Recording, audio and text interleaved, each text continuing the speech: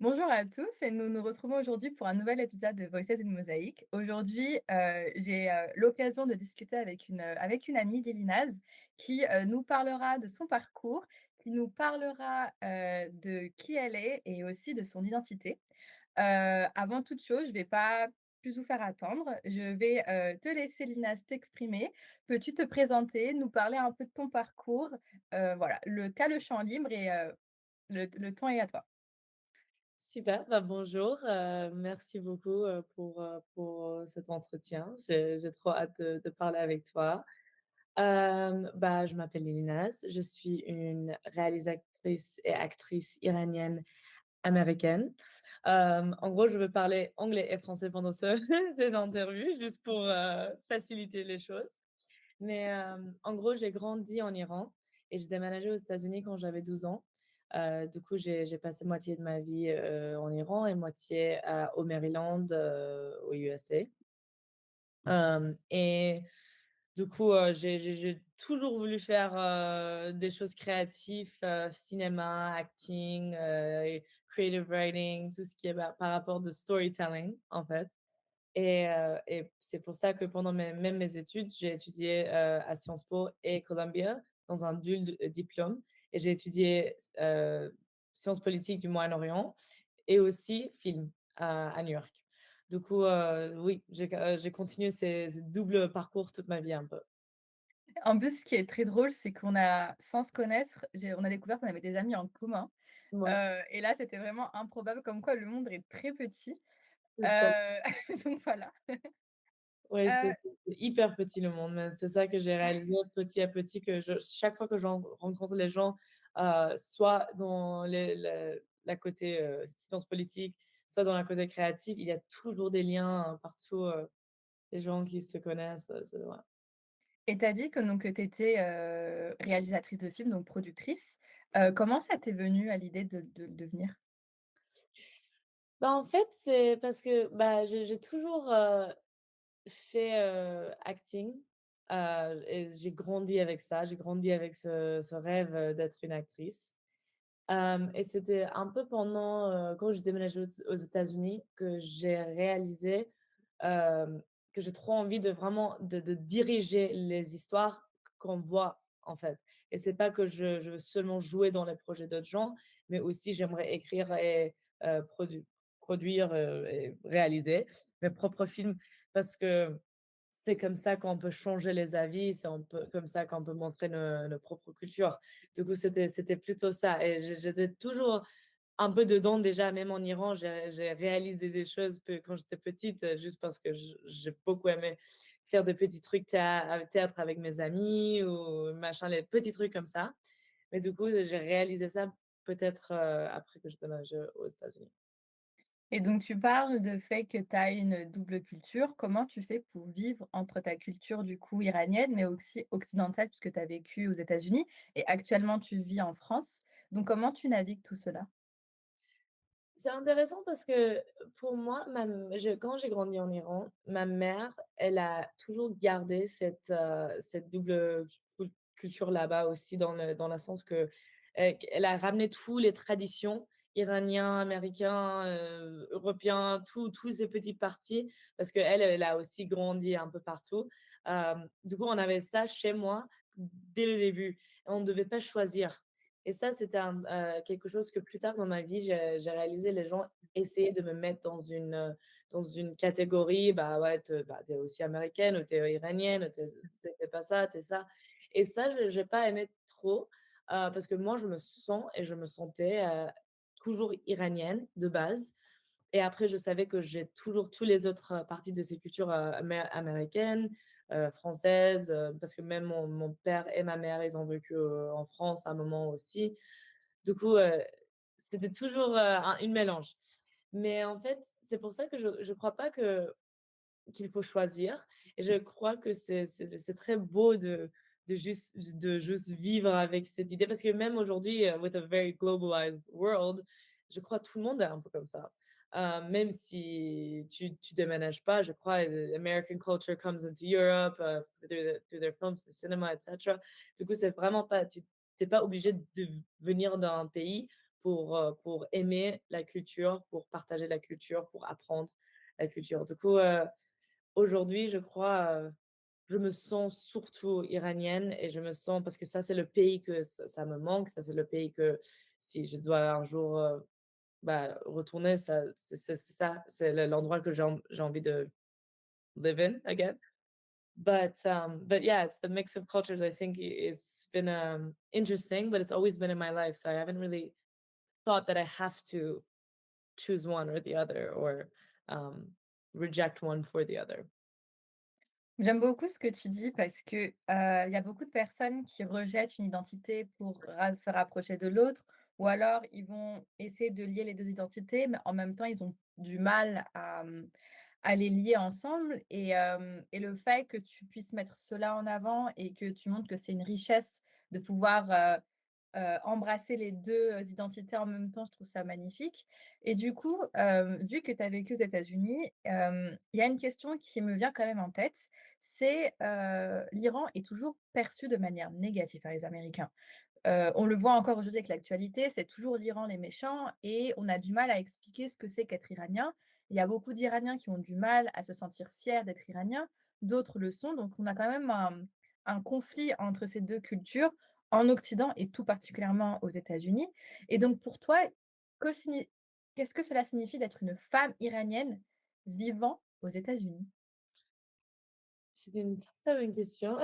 C'était pas facile quand j'ai déménagé au début parce qu'au début, j'étais une immigrante. Je me sentais pas, même, si aujourd'hui je peux dire que I'm very Americanized in every way, but when I moved as a migrant, that was a one side of racism and weird questions et les gens qui connaissaient rien de tout par rapport d'Iran ou par rapport à la culture, ils ont pensé que tous les pays du Moyen-Orient sont un peu le même, Irak, Iran, il y a pas de différence et oh vous parlez et c'est aussi le cas avec Iran, tout le monde pense qu'on parle arabe, tout le monde pense que bah, il y a des choses qui savent pas en gros.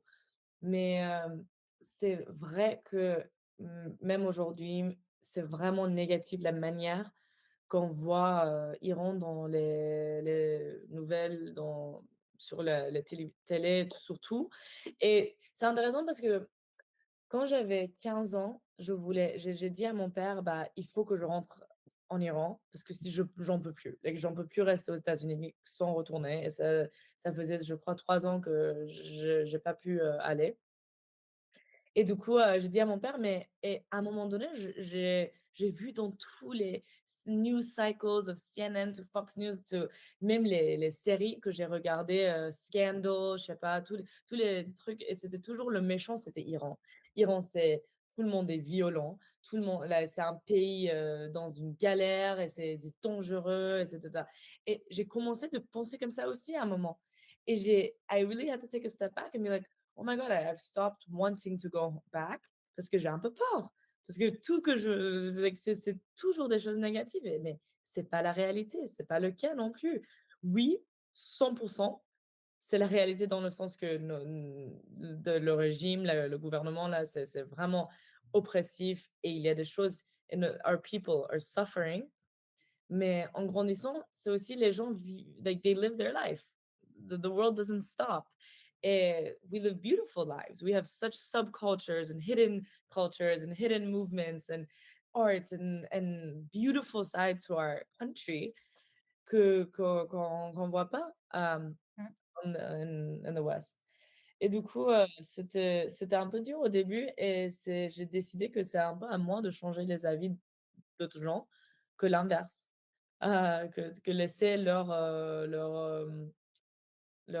pas agenda, mais leur ouais, leur, perception, to, like, affect mine and for me to kind of lose my sense of identity because of it.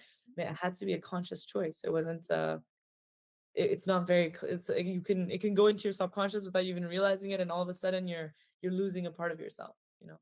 C'est important ce que tu dis également par rapport aux médias, mais aussi par rapport aux films, parce que j'en avais parlé avec une amie pendant une discussion où, on aura l'arabe ou l'Iranien qui va jouer le terroriste méchant, avec avec, un maquillage stéréotypé, une musique de fond stéréotypée et cetera. Et puis de l'autre côté, on va avoir, les gens qui vont voir le Moyen-Orient comme étant juste la zone des musulmans, alors qu'il y a beaucoup plus d'identités. Et je trouve que c'est à cause de ces images-là qu'on a toujours une vision négative de ce que c'est que le monde en dehors de l'Occident. Et c'est aussi pour ça que beaucoup de personnes ont du mal au début à être fiers de qui ils sont, parce qu'on a toujours mis en avant le fait que, bah, ta culture, c'est une culture de personnes du Moyen Âge et pas une culture de personnes développées, et que Ouais, la meilleure culture, c'est la culture occidentale et qu'il faut toujours accepter l'Occident. Et c'est ce qui est toujours mis en avant. On a parlé de transmettre la culture par les films. Le soft power, c'est comme ça qu'on arrive à se connecter, mais en même temps, c'est un moyen, de terroriser les gens et de permettre d'accepter les stéréotypes et le racisme. Et mmh, c'est pour ça que quand j'ai pu voir ton film For Her, je te laisserai en parler beaucoup plus. J'ai trouvé ça tellement fort de montrer quelque chose que les médias ne montrent pas. La question des femmes iraniennes a toujours été reprise par les occidentaux comme étant: «Les femmes iraniennes sont oppressées à cause du voile, point». Et on ne veut pas aller plus loin de ce qui se passe. Alors que le mouvement des femmes iraniennes ne date pas de 2022. Ça a commencé dans les années 70 également et même avant. Donc la ouais, femme a toujours voulu se défendre, et cetera. Mais ça n'a jamais été réduit, et réduire cela à la question du voile, c'est dénigrant pour la femme iranienne parce mmh, qu'on ne veut pas aller plus loin. Et la manière dont dans ton film, tu as réussi à mélanger la femme iranienne comme étant une femme qui ne parle pas d'émancipation religieuse, qui parle d'autre chose, qui parle de fierté et qui parle aussi d'une femme iranienne qui vit à l'étranger et qui essaye de s'identifier à une femme iranienne en Iran, mais c'est compliqué. Et donc, avant d'aller en détail sur ton film, je voudrais savoir comment tu as commencé à créer aux États-Unis. Qu'est-ce que tu as ressenti comme forme de pouvoir dans ton art? Et est-ce que tu as adopté une forme de responsabilité pour essayer de briser l'image de l'Iran par les médias?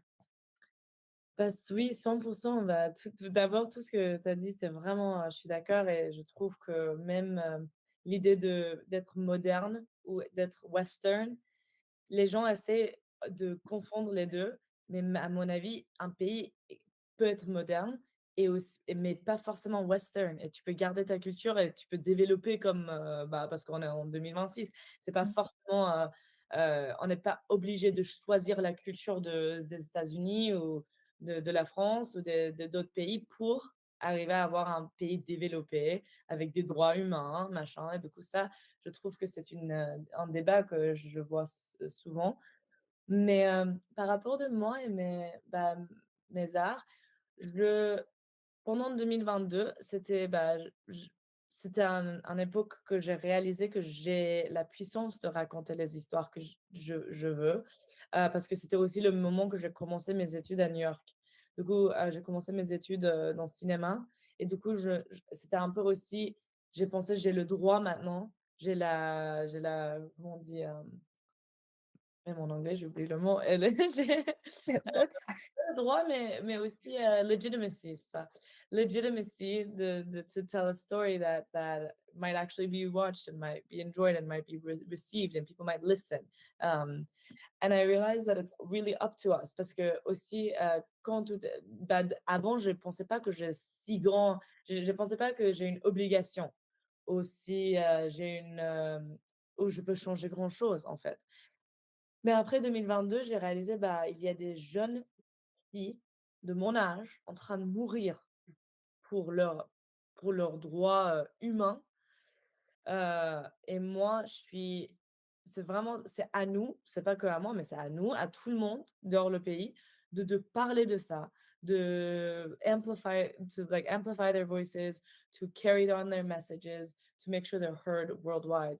Et du coup, c'est pour ça que j'ai décidé de créer For Her, et d'abord de créer parce que c'est aussi une histoire très personnelle, ça vient des expériences personnelles et quelque chose que j'ai senti à cette époque, mais aussi c'était une manière de dire à tout, bah, de continuer la conversation, de continuer, la discussion par rapport de tout ce qui s'est passé en Iran et tout ce qui se passe en Iran aujourd'hui, cette semaine, où, c'est toujours pas fini.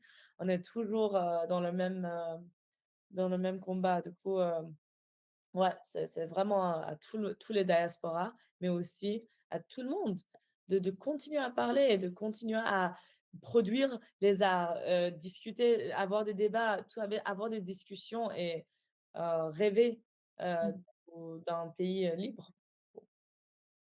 Je Et sais pas if that answered the question properly. no, you answered, don't worry. Any You answered. follow-up? Second. Yeah, yeah, yeah. So, du coup, est-ce que tu peux parler de ton film For Her, qui parle de la femme, une vivant aux États-Unis et une autre représentant l'Iran? Qu'est-ce qui t'a inspiré cette idée? Et pourquoi je te pose cette question-là? C'est parce que, bah, j'ai pu, ensuite te transmettre le message que en le regardant ce film, je me suis plus ou moins identifiée aux 2 personnages, puisque vivant en France, mais ayant mes racines en Algérie et en voyant les informations d'Algérie, des fois j'ai du mal à me connecter, mais en même temps, j'ai besoin de me connecter et je vois aussi la frustration, moi, en France, de devoir, essayer de faire entendre ma parole, de faire entendre la parole de mon peuple, de mes gens de ma population et parfois, c'est très compliqué et frustrant parce qu'on ne nous laisse pas la parole, mais en même temps, on est perdu. Parce qu'on se demande: «Est-ce qu'on est légitime à parler de ça? Est-ce que j'ai le droit de parler de ça? Est-ce qu'on va m'écouter? Est-ce que les gens vont comprendre ce que je veux dire?» Mais pas que les gens vivant en France ou à l'étranger, mais aussi les personnes vivant en Algérie. Donc comment toi, tu as pu créer ce film-là et réussir à faire comprendre aux gens ton message? Hem et comment tu as pu réunir et unifier la diaspora et les Iraniens dans un seul et même film? Ah ouais, c'est d'abord merci, c'est très gentil et ça me touche énormément que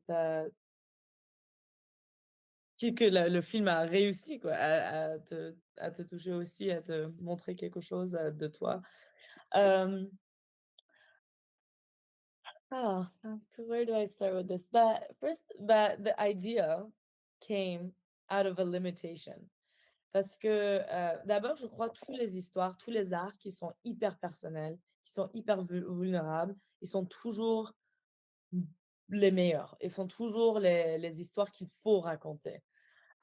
Du coup, pour moi, de base, c'était une histoire tellement personnelle et tellement proche de mon corps que je savais qu'à un moment donné, on va trouver d'autres gens, soit aux États-Unis, soit en Iran, qui vont comprendre l'histoire que j'essaie de raconter et même plus que ça, tous les gens qui sont un peu les doubles cultures, les gens qui viennent de Moyen-Orient, les gens qui viennent des pays qu'ils ont grandi dehors, leur pays, tout ça. Mais, mais quand j'ai commencé le procès, j'ai pas pensé à ça du tout. De base, quand j'ai commencé le procès, d'écrire, la scénario, j'ai pensé que à les femmes en Iran. J'ai pensé que à l'idée que je dois raconter cette histoire. Je dois raconter l'histoire des femmes en Iran, surtout et aussi les femmes dans les diasporas et la connexion entre, un peuple qui sont pas ensemble totalement parce que, tout le monde est un peu partout. Et c'était grâce à ça que j'ai pu créer ce film parce que si j'ai pensé trop à tous ces dimensions que tu viens de mentionner, peut-être, ça me faisait trop peur.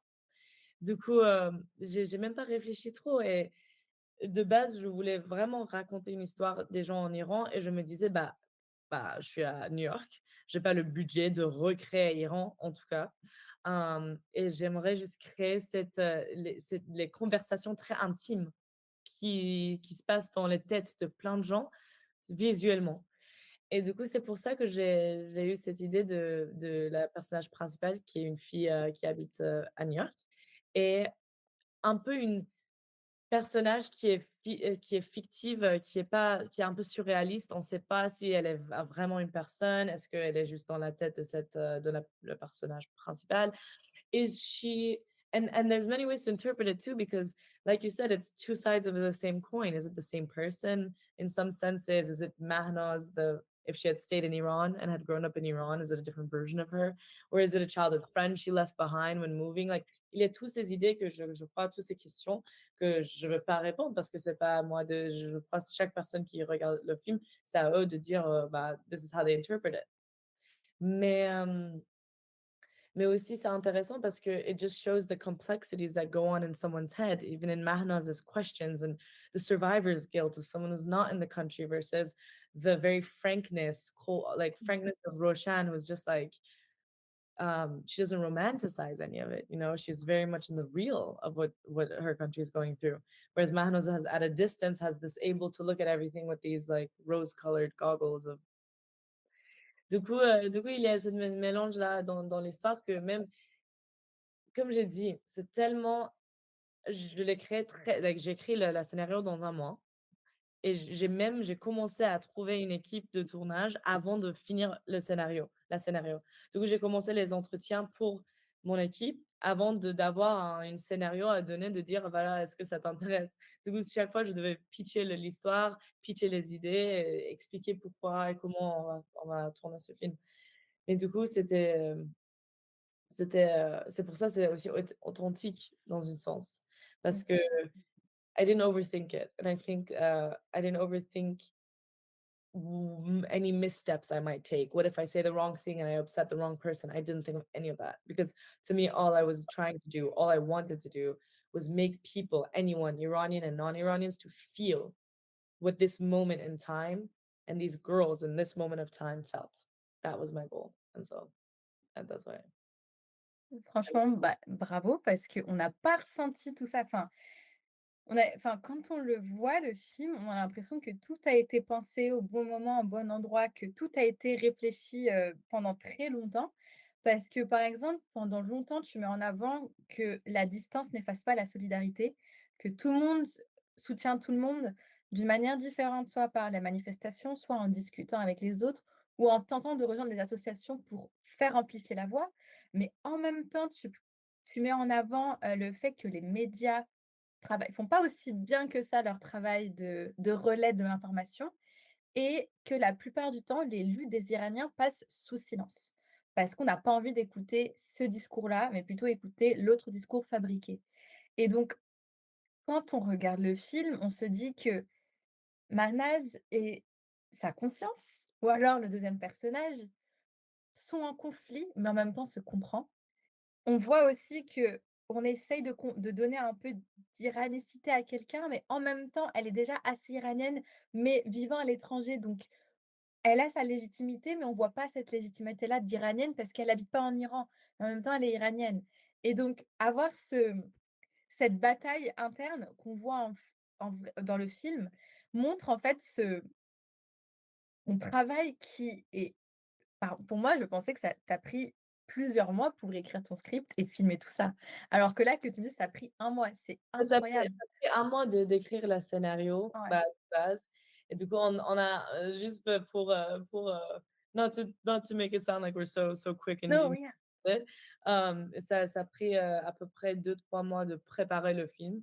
Et du coup, après un mois de tournage, un peu les week-ends, parce qu'on était des étudiants aussi, du coup, on a tourné le film, dans une semaine, mais dans une semaine un peu, spaced out pendant un mois parce que c'était les week-ends, c'était quand les gens ils avaient pas de cours, c'était un peu comme ça. Mais c'est vrai qu'il y a des éléments dedans que même moi, quand j'ai écrit la scénario, j'avais vraiment beaucoup d'idées en tête et je savais pas comment exprimer tout ça. Et c'est pour ça que finalement, c'est 52 minutes le film et pas de base, je voulais que ça soit, 20 minutes. Mais du coup, j'avais toutes ces idées et il y a des idées que j'ai réfléchi beaucoup, mais il y a d'autres idées qui sont un peu venues dans l'histoire sans fait exprès, Mmh. dans le sens que juste because I was in the flow of writing the story that things were put in that I even saw through the tournage or moments in the tournage. I was like: «Oh oui, on peut faire ça ou on peut changer ça», juste parce que we were now in this rhythm of creating the story, which is a bit of the magic of storytelling, I think, is being open to that Mmh. flow. Bah, complètement. Et pourquoi pour toi, il était important de montrer ce lien entre les femmes, peu importe où elles se trouvent? Quelle a été l'importance de ce message pour toi? Je crois il y a quelque chose, par rapport des femmes. Dans le s de je crois qu'il y a un lien entre toutes les femmes du monde dans un sens qui parce que toujours, bah, dans le côté féminisme, et tout, on n'est pas là encore et surtout pas en Iran. Mais même aux États-Unis, même en France, même en Europe, je trouve il y a oui, il y a on a avançait, mais il y a toujours cette conversation que comment on casse les normes, gender norms and these ideas that are put in the heads of people about women and versus men. And I do I have my own beliefs of like we are, you know, I'm someone who wants to fight for equity, not equality, because we are, you know, women do also have a harder side of life that I don't think men will ever truly understand when it comes to even the biology of what it means and the ups and downs of being a woman. And um, I think it's just a very important thing to have that solidarity with one another, mais c'est aussi de raconter nos histoires nous-mêmes parce que comme ça, tout le monde peut comprendre beaucoup mieux.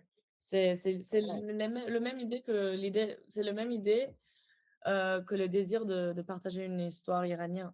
Parce que en fait, I want as an Iranian to tell an Iranian story so that someone who's not like not Iranian could understand. Whereas someone else is telling your story, it's never honest. You know, it's never as truthful. It's never as real. Et c'est pareil pour les femmes. Bah, it's a it's a fight that we continue to have across the borders altogether. And you know, whether you're in Iran or in like Afghanistan or in the US, you have these connections and you understand each other and the desire to be free of these like kind of cold thousands of year old cultural and societal chains un peu. And I really like what you've said, that it is important to have someone that is from an Iranian culture, or Iranian, or a woman to share a movie about Iran or a woman.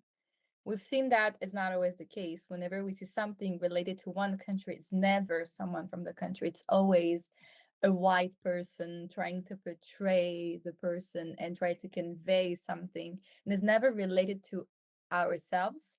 And that's why I'm like, I hope that Hollywood, most of the time, or not only Hollywood, but elsewhere, can understand that if you want to write something about Oui, someone's history, it has to be that person and not you, because oui, you will never understand that. representation, truly. Mais that said, je veux ajouter aussi que Mhm. moi, j'ai aussi je crois que parfois quand il y a quelqu'un d'autre qui raconte ton histoire, tu peux apprendre quelque chose aussi. Ça veut dire que, même maintenant, par exemple, j'ai décidé de tourner un film à Beyrouth. C'était une histoire libanais.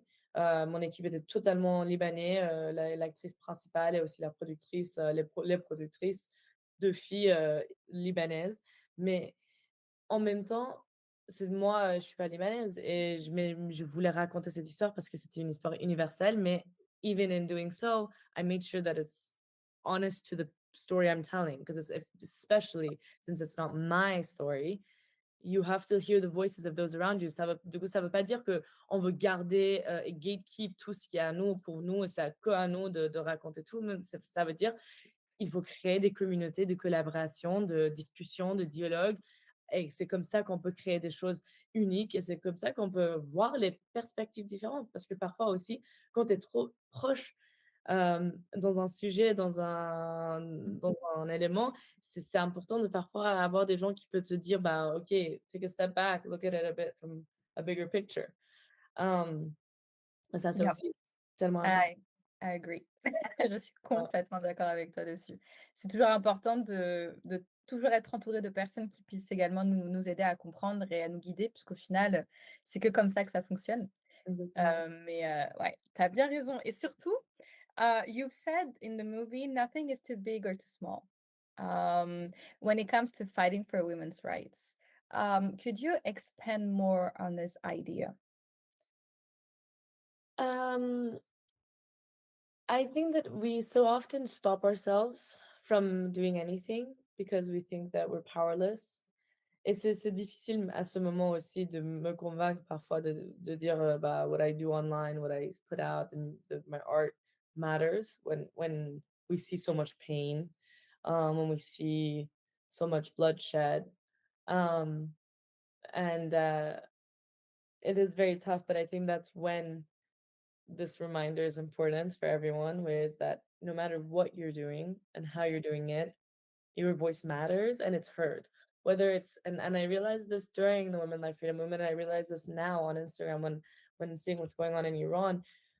We assume that everyone has the same access to information than us. That's not the true. we assume that everyone is touched by the same type of things. That's not true. So if you share your truth, if you share your art, if you share your voice, even if it's touching one person on your story who, for example, wouldn't have known, wouldn't have known any better, who wouldn't have seen or wouldn't have thought of it, it pushes us to stay in this reality and to like I think for me, I've realized that cultural exchange and political activism and awareness are kind of like meet in the middle. And that's when you create change in the world. And that's when you're able to kind of like break down walls people create. And that's when you're able to get through to people.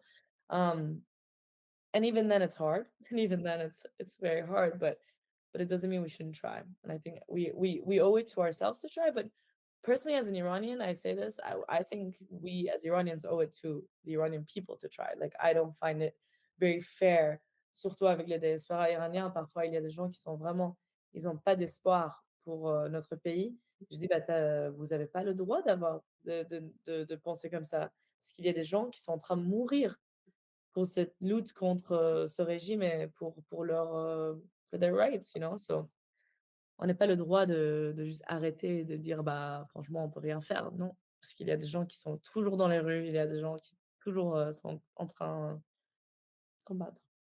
Mais c'est important surtout qu'aujourd'hui, on se rend compte que les voix permettent de changer pas mal de choses grâce aux réseaux sociaux, grâce au partage, grâce aux discussions. On arrive à stopper certaines choses et aussi à permettre à ce que les gens se rendent compte de certaines informations qu'ils ont peut-être pas eux saisies ou compris. Et c'est pour ça que cette phrase-là, dans le film, m'a marquée parce qu'au final, peu importe où on se trouve, la manière dont on aborde le sujet nous permet de mettre la lumière sur quelque chose d'important et c'est pour ça que je voulais avoir un peu plus ton point de vue dessus et du coup également, in the film, I've seen a lot of Iranian elements, the tea, um, the topic, the tapestry, the carpets, and so on. What Iranian habits, traditions, or memories remain anchored in you? And why this question is because from the movie, but also from talking to you, I feel like even though you live in 100 different countries, you're still close to who you are, and that's your roots. Mhm.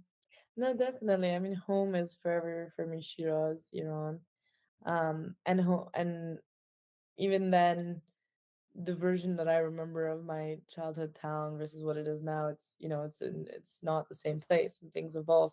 But that's why I think these little elements that I put in the film, but also little elements that I keep in my life, and I think and I see those around me keep is ever more important because so much of the spaces and the communities in the country, everything like is always changing everywhere. So partout. And so it's these little moments and cultural elements that keep us rooted and keep us grounded and keep remind us kind of where we come from and who we are.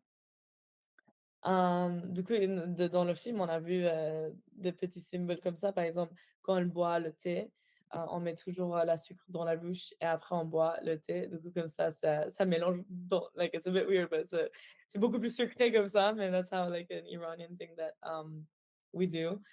And there's many elements in my life of the traditions I very much celebrate, like from Shab Yalda to Nowruz to um, just making sure that we keep the aspects of our culture when it comes from poetry to the films and to the conversations alive. Like for me, and I am very interested in politics, and happily I've found a community of friends who aren't Iranian but who are interested by what's going on whether in Iran or around the world, and we get to have these conversations. All of this makes me feel more rooted and grounded in my country. Um, yeah, I'm not sure if that, yeah, kind of the That's wow, yeah, that's why I really wanted to talk with you because you hinted so well your Iranian roots and how in this movie we can hear the voices of women, the voices of Iranian, but also the turmoil and how to reconnect and connect. And that's why I'm like, people should definitely watch your movie for understanding what I'm feeling right now, watch for literally. her. But even for her, well, not to spoil it, but there's a portion where there's a poem. And this poem is a huge part of, for example, keeping the Persian culture alive through the film and through my life in that, like, poetry is such a huge part. Like, even the way I filmed the film is in a very Persian way. Like, I was very inspired by big Iranian directors like Kiarostami who, like, use film as a visual poetry almost.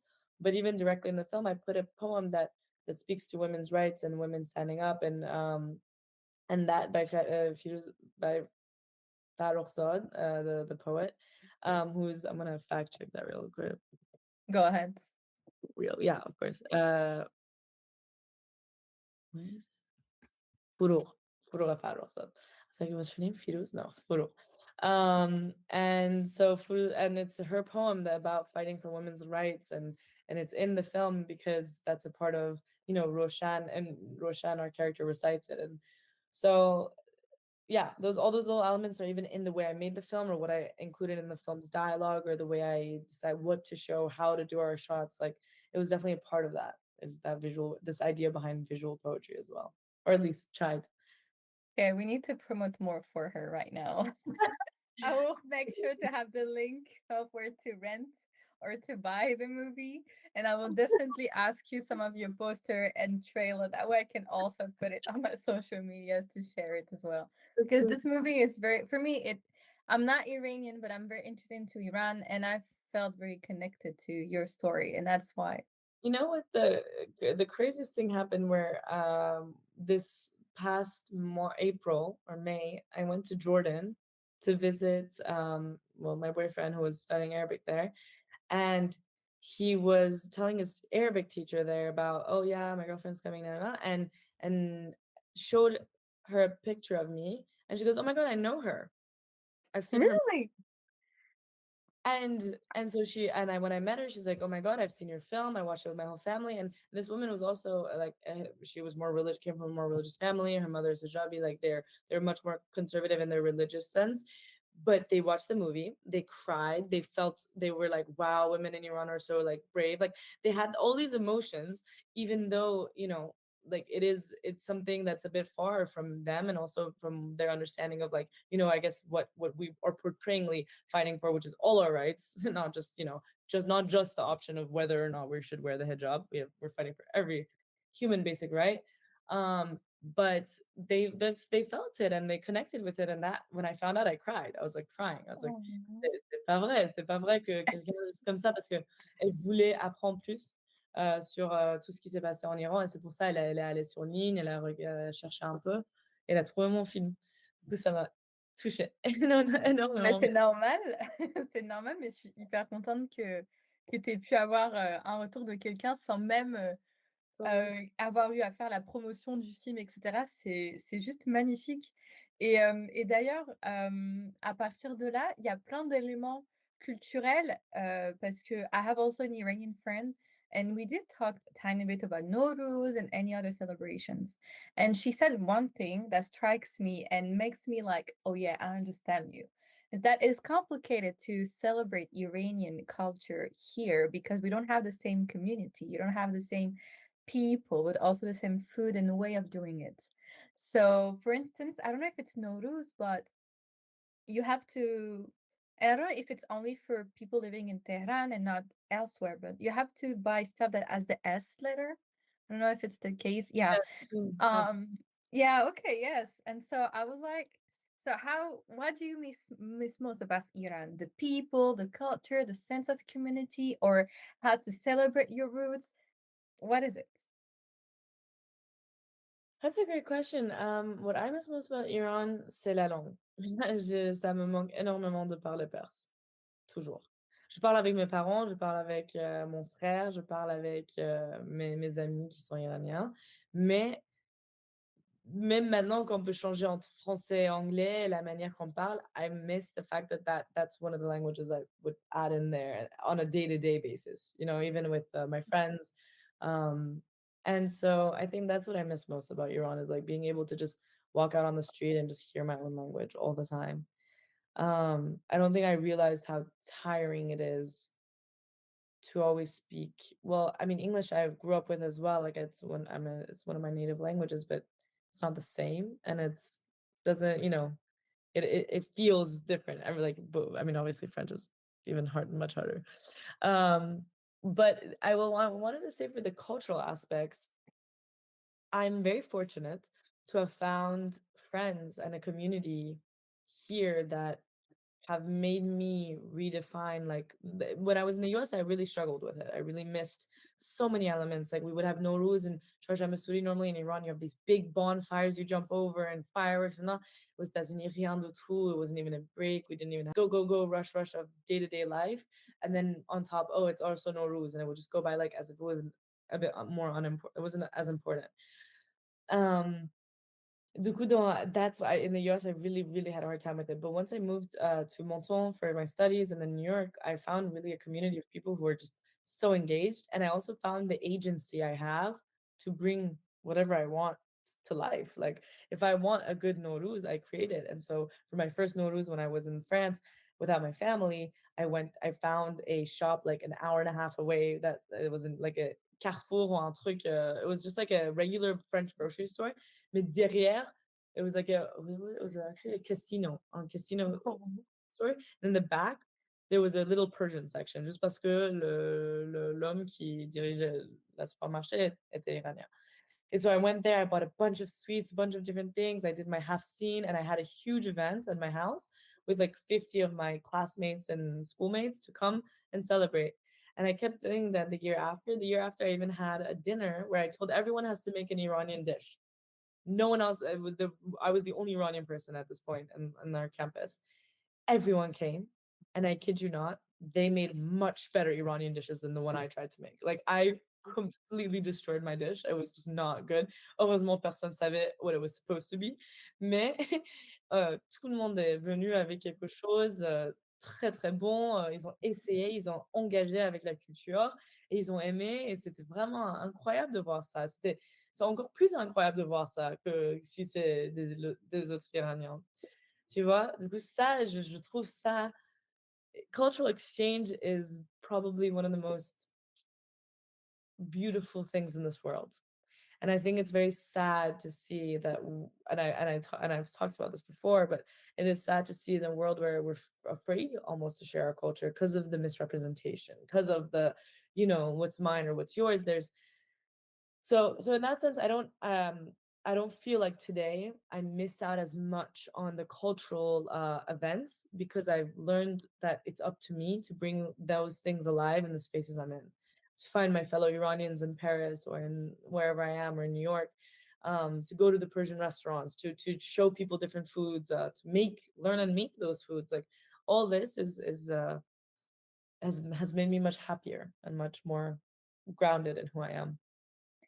Oh, that's an interesting way of putting it because for me, I've my first language, it became erased. I can't speak it anymore. I understand it, and it's frustrating that I'm not able to answer back in my language. But the thing is, people say it's okay, it will come back. You just need to practice. But I don't have that much of people around me that can speak my own language, and so I feel like I'm lost most of the times. I'm navigating with my culture, and I don't know where I should stand. I feel like there is me, then there is my culture, there is a second one, and then there is French ones. And I'm like, where am I? And I'm completely lost because my native language is French, and it is also spoken in Algeria, but no one speaks it the same way as I do. And I am Algerian, and I understand Arabic and I understand my own language as well, but I don't know how to answer. So there is a border and an obstacle here. It's a challenge to make myself understand with my family, with my roots, my people, and it's so I'm learning from my culture through my parents. They're talking about it.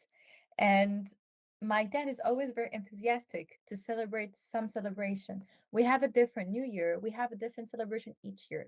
But I've never knew what it is, how to celebrate it, because I only know that we cook a specific type of dish, then we have some candle lights, but then I don't know what else, what it's next. And so my dad and my mom will always tell me what they do when they are in Algeria, and I've never known that because I didn't grow up in Algeria. I left Algeria when I was a baby. I brought up in France. I don't go back as often as possible now because with work, with all responsibilities, and some also I No am worries. broke. So Yeah. it's complicated. And so I the thing is also I couldn't find that much of connection with this because I was always worried that I was not understood and people don't understand that and that I was maybe being a brat or I don't know. I was confused. I never spoken about this to anyone up until recently. I was like, yeah, but I should not be that much of a shame of it because I understand my roots. I know who I am. But at the same time, it's okay. I'm young. I can learn who I am and I can go back to Algeria. Like I'm planning to go there by the end of 2026 to be with me, but not with my family. Me visiting my country without anyone eyes. Your own relationship to the place. Exactly. And so that's why I'm like, I can't understand what you say, but also it's so foreign for me because the language it's not completely there yet. I understand. And the thing is, that's also what I need to talk. People say, "Oh, you understand your language. You understand Arabic, and it's Amazigh, the other one. So speak it." And I'm like, "Oh, I'm No, blocked. I'm freezing. I'm like, how can I explain that? I cannot speak it." And then when I try to speak because it comes back when you always with people speaking the language, it comes back.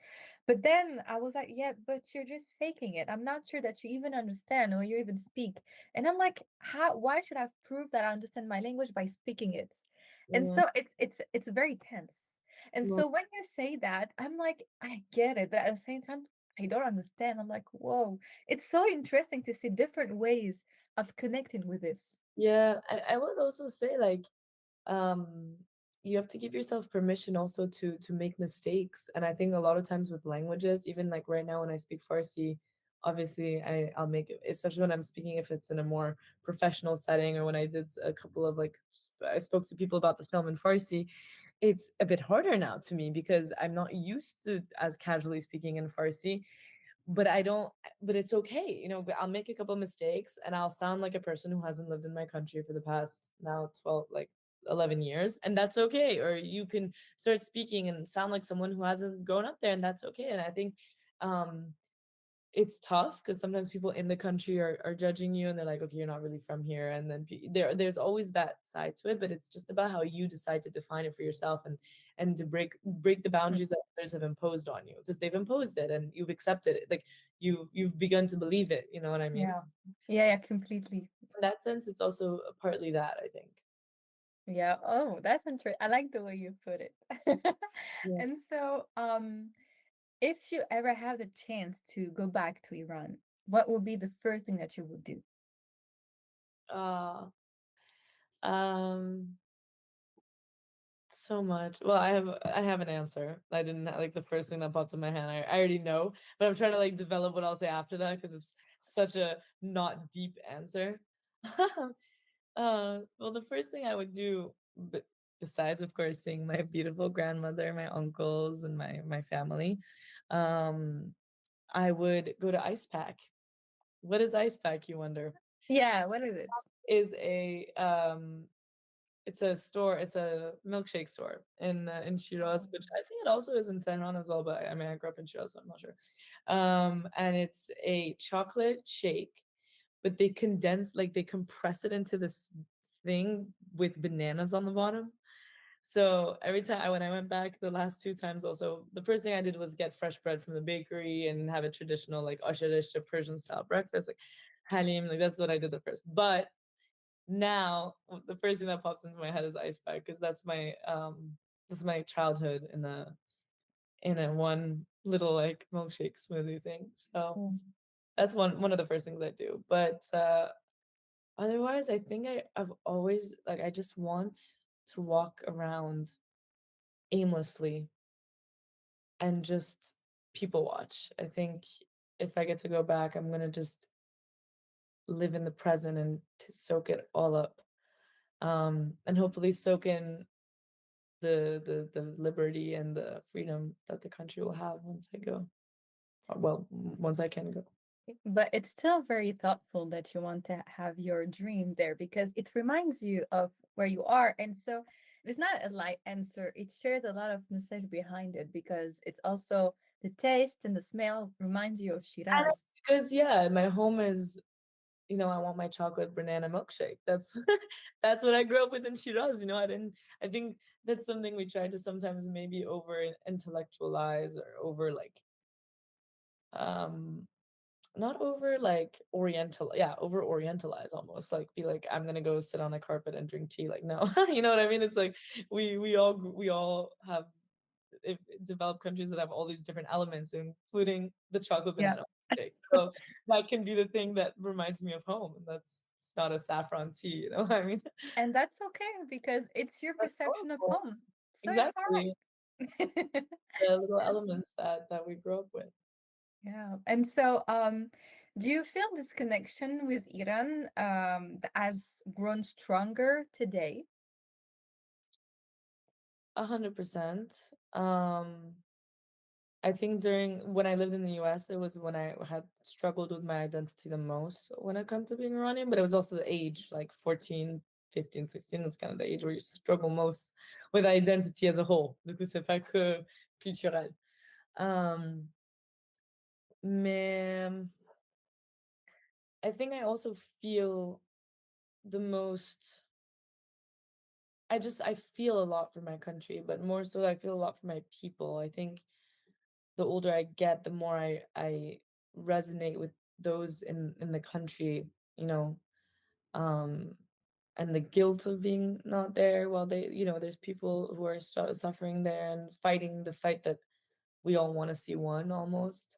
Um, but yeah, I definitely do feel more and more Iran. I feel very much in control and in connection with where I'm from, and it's also thanks to my family, like my brother, my cousins, like we all are, I get to go home and I get to just be surrounded by now kids, my cousins my age, my brother and everyone, and we get to just have the same sense of humor we would have if we were in Tehran, you know what I mean, or Shiraz. We have the same jokes, we have the same dynamics as kids there, and that makes me just feel like a breath of fresh air, honestly.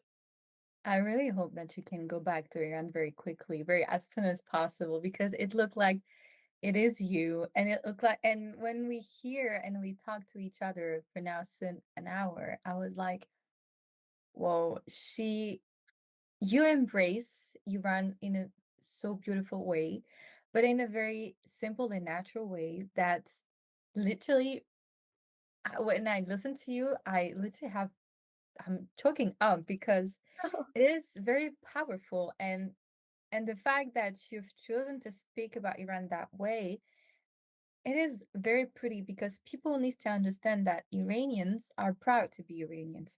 They are proud of who they are. I think people should understand that history have shown that Iran is one of the oldest state in the world that has discovered so many things.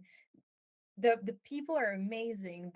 The food, oh Oh, my God, the food is crazy good. the I, first Bill of Rights of came course, the first Bill came of Rights, the seriously. state, the formation of state, one of the oldest form of state was in Iran. It was not elsewhere. So people should know basic history, but also they should understand that Iranians have amazing culture, food, movie. Um, Something that continues to astonish me every day. of course. But yeah, like I think there's so much that you can discover about Iranian culture because we also have such a big art scene, like music, Oh film, yeah. paintings. Like we do have a lot. We're very and honestly, I would imagine wherever anyone is, there is a little Iranian community, and that little Iranian community is active. Like I can guarantee you that. So it's a matter of interest and wanting to learn about it, and Oh yeah. taking the initiative. But Oh, completely. having said that, I find myself also like having to hold myself to those standards and learn about cultures I might be ignorant about and engaging with people I wouldn't have otherwise thought of. And we see only headlines of so many other countries, and it's so easy to just categorize everything in your mind. And it's important for all of us, not just for Iranians, but for everything going on in the world to kind of step outside of exactly the political angles and aspects and also just hear out, the people that Yeah. normal people on a day to day. And so, probably that would be my probably last question, depending on the answers. But finally, what does home means to you?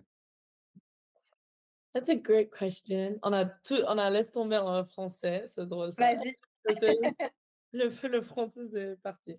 Hem, c'est une très bonne question et je vais le répondre en français. Je crois, et on a déjà discuté ça un peu, pour moi, ça va être toujours un peu Shiraz et l'Iran, parce que c'est mon pays et je veux pas dire que c'est pas ça. Mais en même temps, je suis conscient que l'espace, la ville, quand j'étais petite, c'est pas la ville qui existe aujourd'hui, ou même les communautés que j'avais, ils sont pas toujours les mêmes, les gens déménagent, tout le monde est partout, même ma famille. Du coup, je me sens pas chez moi, par exemple, aux États-Unis, mais je me sens chez moi, chez mes parents aux États-Unis. Mais même, c'est un peu dur de dire what is home, because home is, they say home is where the heart is, and my heart is, I'm a little bit everywhere. Um, mais du coup, I've decided that home is where I physically am at any moment.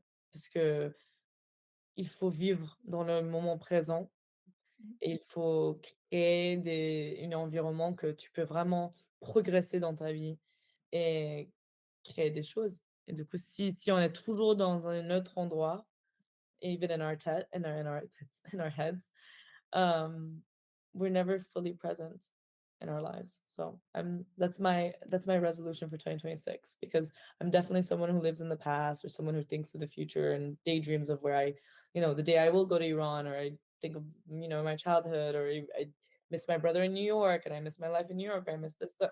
I'm super nostalgic. In 2026, we're staying in the present. That's my answer. Et j'aime beaucoup ta réponse. Ouais. Merci beaucoup. Ouais, avec C'était plaisir. génial. Merci à toi. C'était très, J'ai très adoré tes réponses. oh, Franchement, c'est gentil. merci. C'était une vraie conversation et j'ai vraiment adoré d'échanger avec toi et d'apprendre aussi par rapport de ton enfance et ta vie et comment C'est tout gentil. everything connects. C'est gentil. Merci beaucoup.